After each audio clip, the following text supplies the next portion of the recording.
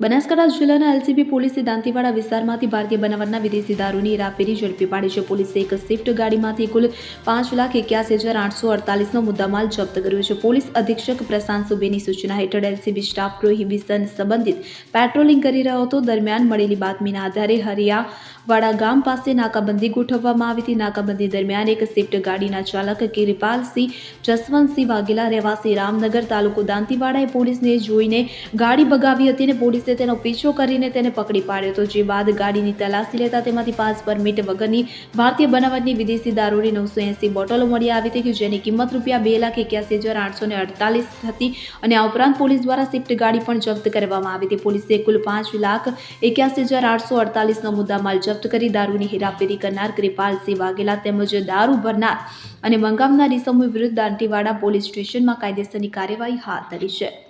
Bureau report CN24 news.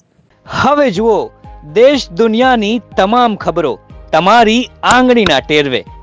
ઉઠાવો mobile અને Google Play Store પરથી ડાઉનલોડ કરો અમારી CN24 ન્યૂઝ મોબાઈલ એપ.